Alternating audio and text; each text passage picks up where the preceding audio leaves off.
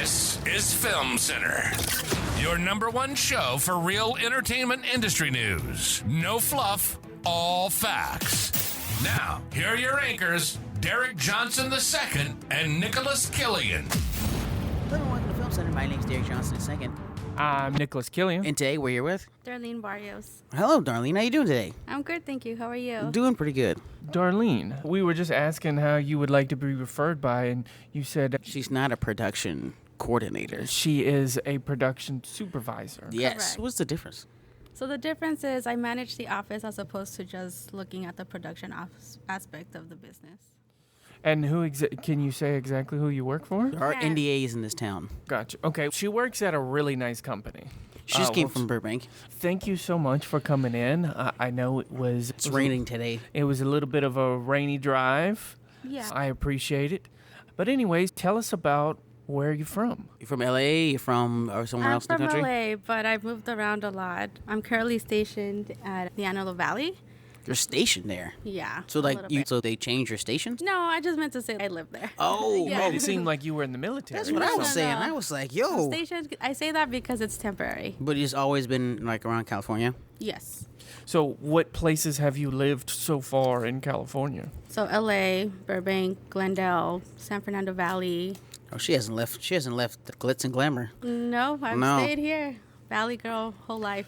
Tell us about what was the journey that led you to the entertainment industry? Are you always been interested in entertainment? Yes, I always have been. Do you think your environment, because you're from the area, you think your environment had something to do with it? Yeah, I think so. Also, growing up, my dad was a musician, so I got to learn a little bit of that industry. Real? Huh? No, kidding. What kind of music do you make? So he plays guitars, mostly in Spanish. He was in a band, so I got to see him play with his band, and not to say tour, but he did have some events that he played at, and that was fun growing up to see. It's funny you didn't become a musician yourself. I tried. I did take piano lessons growing up, but it didn't stick with me. I feel like my instructor was too tough, and You took them guitar lessons instead. I tried that too because my dad plays the guitar. I couldn't do it. So where did you go to like elementary school and stuff like that growing up? Did you go to one of those? Because around here, there's a lot of private schools. Did you go to private school? No, I did not go to any private schools. Did you go to a performing arts school? I did not, no. So you just went to Public school. just a regular public school, huh? Yeah. And then you went there for elementary school, middle school, and then high school. And then you went to college. Where was the decision to get into entertainment? I think it was mid when I was doing my undergrad. I got my undergrad in business management. And then I had to take a course, more so like an elective. And I decided to do a jazz course. So it was a course that taught you everything about jazz, its history and who the key players are. What draws you to jazz compared to other forms? Your father didn't play jazz. No, he didn't play jazz. No, so what makes you want to be in the jazz scene? I've always liked it. I know growing up, my friends always called it elevator music. I never did. So I just wanted to learn more about it. Were you in for my jazz knowledge. band at all, or no? No. I remember I played the saxophone. I Wow. played alto sax for 3 years, but then I was like, I don't know. I'm from Tennessee. Okay. We're both from the South. Yeah, I played the trumpet. Yeah.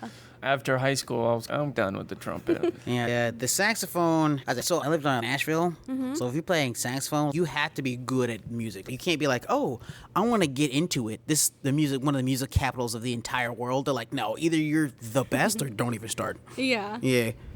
And then we were talking about this beforehand, what led you, so you took jazz and then you graduated from college. Right. How did you dip your toe in the entertainment industry? I knew I wanted to work alongside the entertainment industry. So when I graduated from college, I was extremely desperate to get out of I was a cashier at a grocery store. And Oh, wow. So I Okay. just applied anywhere that had the word entertainment. I was one of the lucky few where I was interviewed where I'm currently at. And ever since, I've just been with that company since then. How long has that been? 7 years.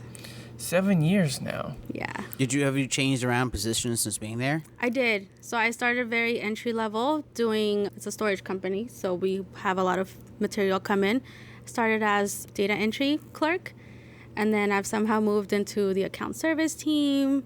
And then I've dabbled into leadership roles. And then what I'm currently doing now, which is with post-production and digitizing the assets. So do you ever go back to your old grocery store and be like, psh, this place fell apart without me? Yes. Yes. In fact, my manager has been very open about that. So he does what he can. Same. Yeah, he does what he can to keep me because I've been wanting to move away from there. With that being said, what else would you say is a hot topic right now in your industry? Hot topic? Yeah, because AI, everything that's going through a revolution right now, what's something in your specific area is a real big hot topic right now? They did just come out with that Sora AI with the text to video. What do you think of that? Right now, a lot of our projects are based on actors and singers who are doing documentary work. We've been dealing a lot with that. So it's a fun project where we get to open their vault and get to see what they did in the past. I can share one story. So we all know Val Kilmer, actor for Top Gun and Willow. So he had that documentary named Val. I don't know if you guys had a chance to see it. Yeah, on Hulu. Yeah. Actually, I think it was Amazon Prime. Oh, yeah, that's right. There's so many streaming services now. It's like you had to buy like the bundle. Yeah. Like all of them. Yeah. True. Just to see one thing, just so you don't miss anything. Yeah. To meet Val Kilmer? I did get to meet him. So he went into our office. Isn't he tall? He's very tall. He's not that tall. I'm 5'4". I would say he's 5'6", 5'7". No way. Yeah, he's not a really tall He's man. 5'6", 5'7"? Yeah. So he's DJ's height. Yeah. Is that how tall you are? I'm 5'7", yeah. Oh, okay, then yeah, I would say 5'7". That's crazy. So I'm taller than Val Kilmer. Probably, yeah. I think you're as tall as Mike Tyson. How tall are you? 5'10". Yeah, that's Mike Tyson. Yeah. How come you're not fighting? How come you're not fighting, Nicholas? How come I'm not fighting? Yeah, me and Val Kilmer locked down. The 5'7" Right. club, we're both working in entertainment. The 5'4" club's in entertainment. You know what I'm saying? The 5'10" club, that's like for boxing. What you doing, man? I had a better childhood than Mike Tyson did. Yeah. When you deal with celebrities, do you find it... Because dealing with celebrities is different for each context. For ours, it's more, I'm like writing that I do for them. I don't really need to talk to the actors a lot. That's not part of my job. There's no reason I would need to talk to them. Or even when we're doing the show, it's okay, cool. They're coming on here to do the show, right?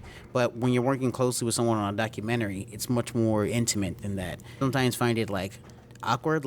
I know a lot about you, but you don't know any. No, because they come into the room not really having that stigma upon them. They're really open and friendly, in my experience. So it's just easy to talk to them like a regular person. I think people forget that these are not just celebrities because you're used to seeing them on TV or social media or whatnot. And when they come there, they just look like your average guy that's walking down the street. Does Val Kilmer, does he dress well? It's not necessarily my style, but... What is Val Kilmer's style? I heard he likes Vans. It's, how would I describe it? When I met him, it was more so a little hippie hobo vibe. Not hobo, that's so mean. That's a bad sounds like connotation. homeless chic. No. He was in chill mode, probably. Chill mode, Dressed yeah. down, you know what I'm saying? Yeah. Yeah. Although, to be fair, I think if he came in with a giant Val Kilmer shirt on, they probably would have been a little bit narcissistic. So, of course, he wouldn't look anything too Right. crazy or too flashy, especially because the celebrity standard for hiding in person is the baseball cap and shades, as if no one, if it's like, as if no one can tell. Yeah. Yeah. Did you have intimate conversations with Val Kilmer, or what was your interaction with him? Because you're working as post supervisor, right? So it's like the stuff's already shot when it comes to you. Right. Yeah. It's all like from the past, I guess you could say. My interactions have been positive. We don't get too personal because we also want to keep it professional. We are representing the company, right? Right. But we asked how it was working for that particular project, and he was happy to share. I think more so they're more happy that they have someone talk to them as a person as opposed to a celebrity. Or as a product? Because people assume they just, like, as soon as they get off stage or they're done acting, they go back into the cage. Right. A product to be sold. So if you're if you're post supervisor, how do you, what exactly does that mean? Because it's not the for those of us, a lot of people who listen to the show are in the industry, but some people aren't who listen to the show. How would you explain what a post supervisor does? Yeah, so my role really consists of overseeing the account service team. This is the team that is face-to-face with clients if they need to pull materials, and clients as in post-production companies. So we work closely with NBC, Disney, CBS, Paramount. So they are working with these management teams to pull material off the shelves for whatever case they may need it. And on top of that, I work closely with operations if we need to ship materials out to... If it's local, it's easier, but if we need to ship things out international, then we need to work with them to ensure that everything is packaged correctly. But the most fun for me is working with the studios team, where we get the assets and then we condense those materials into digital files and we upload it to whatever networks they need it to. Is that a complicated process? Can you talk about that process? Yeah, again, I don't know all the details about it. Software is not necessarily the biggest thing that I look into. She's not a software engineer. No, but we have a lot of, I guess you could say, profiles set up ready for us to use. Really what we need to do is make sure that the asset is in good condition. We'll add it to the machine, load it onto the machine, and then we just play with the settings to compress those files, and it does it for us. And about how long does that usually take? Real time. So if the tape is an hour and 10 minutes, it's going to take an hour and 10 minutes to compress into a digital file. What's one of the biggest ones you guys done? Have you done anything like 5, 6? I guess documentary movies can last a long time, or really, especially if it's a series or something. Documentaries don't really have a time limit on them. No, mostly about like documentaries. What's cool about it is we get to compress files from different formats. So we're working with digibetas, we're working with HD cams. Those are the most recent tapes, but we also have things that are on film, and those are a little bit trickier to work with because we have to ensure that it's rolled up correctly, or if there's a lot of technicalities to it, but we just have to make sure that it's in good condition before. I assume you probably don't prefer film deliveries. No, they're heavier to work with. There's a lot more components to it. Who do you mostly deal with as far as a post-production supervisor? As in? Day to day, do you work with the studios more? Do you work with independent people more? In that aspect, what would you say? Studios, for sure. Do you have a preferred studio that you like to work with? Yes. Do you want to tell us? Sure. It's actually Disney. You like working with Disney best? Yeah. What about Disney do you like? Is it the flex? Is it that you get to walk around and flex? It's not a flex? It's not a flex. It is. It gets a flex. It's a plus side. But what makes them your favorite? More, it's really the team that they have over there, their management team. They're just really friendly. For me, it's about connecting with people, really, and working with that particular person. The management for that department has been great. And I've been working with that company for some time now, so we've built. So that has built over time. Yeah. And do you have these types of connections with all of the studios? Or do you feel like it's just Disney that you have this connection with? Because to be fair, I guess everyone has their favorite. Usually, people's favorite, quote unquote, favorite studios to work with really just comes down to how that personnel at that company. Right. And you click. Where sometimes you click, sometimes you don't. Because there are definitely times that we work with other studios where it's, okay, we're not best friends, but I'm working with them compared to some other people that, especially every time we go to the LA Comic-Con specifically, those are people we meet up with all the time, and we have a really great time. So is it like that second one where it's, okay, we click, or is it more, it's just that Disney's the longest one you've been running with? I think it's a mix of both. So Disney's top client for me, but I also do working with Paramount. The team, similar values that Disney carries. And with them, it gets difficult with Paramount because they do have those 70 millimeter film reels. Paramount be flexing. Yeah. Oh, yeah. Yes. So it gets trickier with some of the projects that we do for them, but just in general, working with them has been a breeze. Now, when you talk about working with Disney and working with Paramount being your particular favorites, you said team, is it like one particular person that you like working with, or is it just the team as a whole? It's the team. So it's one person, but they have their team. And so we work with the entire team. So your point of contact is the person you like the most, and then you like working with that team in general. Is that what you're saying? Yes. And then who do you not like working with the most? I don't think you should say that. I'm not gonna. Okay, I had to ask. I figured maybe you might tell us. But what are the personalities like between the studios? Could you say, oh, Disney acts like McDonald's? From a post perspective, because we're more on the other side of it. But from more of a post perspective, are there personalities distinct to each company that you work with? I don't think so. No? I will say, even though it's post-production, everything is still fast-paced because they need it to air wherever they need it to air. I think it's a balance of having to work with how they need to work around it and then aside building relationships. Hey, did you go to the HPA, the Hollywood Post Awards? No, I didn't get a chance to go. Oh, have you ever been before, or you just didn't go this year? No, I haven't been before. Oh, okay. Something that's you always hear when you're at HPA. To be fair, it's not the biggest out of all the award shows. There's an award show every day in this town. It's always somebody's award. Soon they're gonna have Jupiter Awards here or something. It's always something. Anyway, at the HPA they talk a lot about ways they keep things organized. And I specifically know more editors than I do coordinators and supervisors like yourself. Mm-hmm. They always have their organization list. As a supervisor, what do you do to keep organized? I make a list.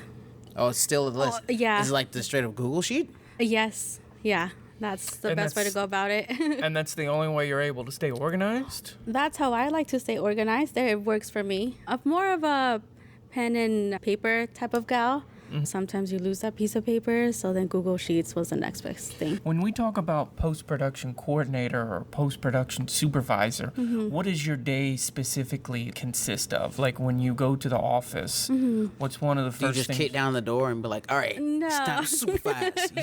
You're being supervised right now. No. Give me that film.